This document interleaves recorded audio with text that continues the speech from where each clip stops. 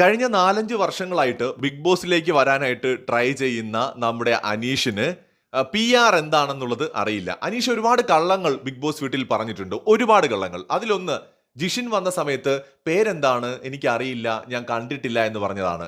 അനീഷ് ഒരു മലയാളിയാണ്, കേരളത്തിൽ ജീവിക്കുന്ന ആളാണെങ്കിൽ ജിഷിനെയൊക്കെ കണ്ടിട്ടുണ്ടാവും. ബിഗ് ബോസ് ഫോളോ ചെയ്യുന്ന ഒരാളാണെങ്കിൽ ഉറപ്പായിട്ടും ജിഷിനെയൊക്കെ അറിയാമായിരിക്കും. എപ്പോഴും പ്രൊഡിക്ഷൻ ലിസ്റ്റിൽ വന്നുകൊണ്ടിരുന്ന പേരാണ്.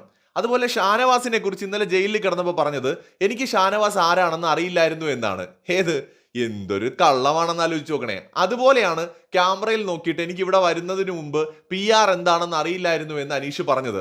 ഇത്രയും വിദ്യാഭ്യാസമുള്ള, ലോകത്ത് പല സ്ഥലങ്ങളിലും പോയിട്ട്, അതായത് ബാംഗ്ലൂരോ ഹൈദരാബാദിലോ ഒക്കെ പോയി ജോലിയൊക്കെ ചെയ്തിട്ടുള്ള ആളാണ് അനീഷ്. അദ്ദേഹം പറയാണ് അദ്ദേഹത്തിന് PR എന്താണെന്ന് അറിയില്ല എന്ന്. കഴിഞ്ഞ വർഷങ്ങളായിട്ട് ബിഗ് ബോസിന് വേണ്ടി ട്രൈ ചെയ്തുകൊണ്ടിരുന്ന ആള്. നമുക്കറിയാമല്ലോ, എല്ലാ സീസണിലും ഏറ്റവും അധികം ചർച്ചയാവുന്ന കാര്യമാണ് PR. അപ്പോൾ ബിഗ് ബോസ് ഫോളോ ചെയ്യുന്ന ഒരാള് ഉറപ്പായും കേട്ടിരിക്കാൻ സാധ്യതയുള്ള ഒരു കാര്യമാണ് PR എന്നത്. ബിഗ് ബോസിന്റെ പ്രേക്ഷകർക്കും നന്നായിട്ട് പരിചയമുള്ള ഒരു വാക്ക് തന്നെയാണ് PR. അപ്പോൾ പിന്നെ ബിഗ് ബോസിന് പോകാൻ വേണ്ടിയിട്ട് തയ്യാറെടുക്കുന്ന ഒരാൾക്ക് PR-നെ കുറിച്ച് അറിയാതിരിക്കുമോ? ഉറപ്പായിട്ടും അറിയാതിരിക്കും. പിന്നെയും അയാൾ ഒന്നും അറിയില്ല എന്ന് പറയുന്നുവെങ്കിൽ തീർച്ചയായിട്ടും അയാൾ എന്തോ മറയ്ക്കാൻ ശ്രമിക്കുന്നു എന്ന് തന്നെയാണ്. ഇന്നലെ എപ്പിസോഡിന് ശേഷം വന്ന പ്രൊമോയിൽ ലാലേട്ടൻ PR-ന്റെ കാര്യങ്ങൾ എടുത്തിടുന്നുണ്ടല്ലോ. അത് മിക്കവാറും അനീഷിനെ കുറിച്ചാകാൻ തന്നെയാണ് ചാൻസ്.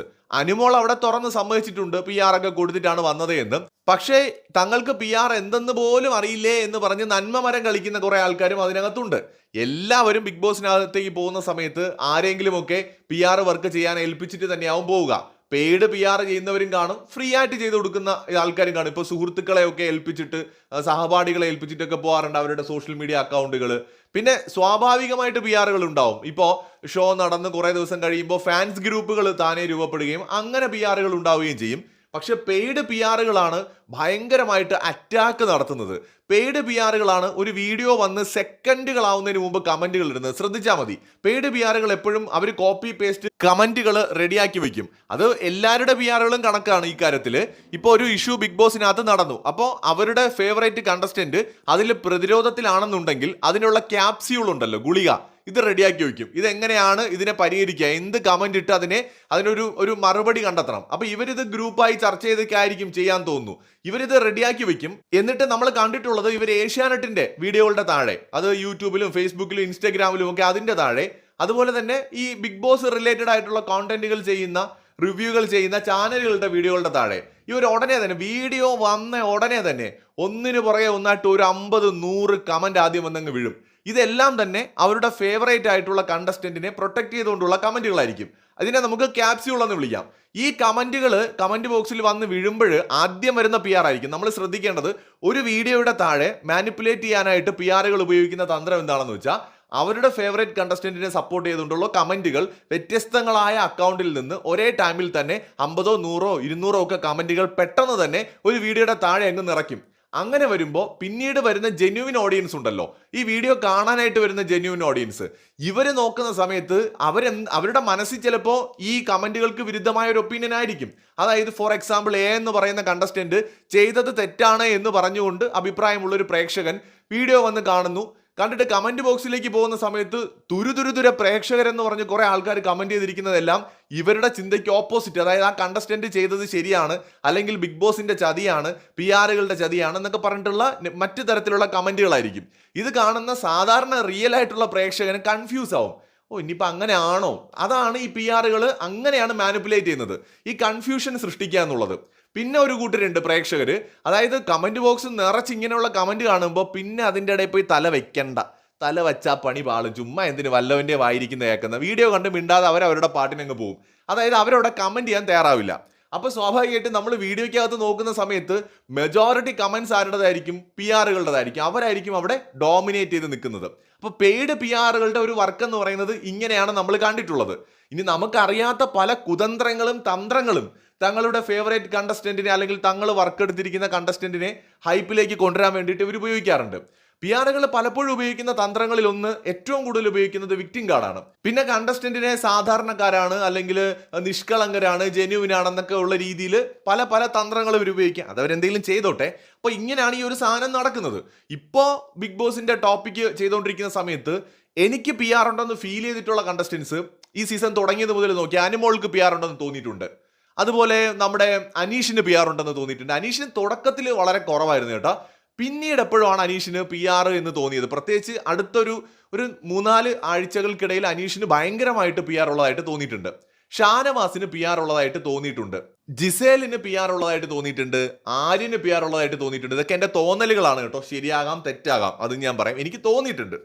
പിന്നെ അതുപോലെ എനിക്ക് അങ്ങനെ പി ആർ ഇല്ല എന്ന് തോന്നിയത്, നെവിന് അങ്ങനെ പി ആർ എന്നുള്ളതായിട്ട് തോന്നിയിട്ടില്ല.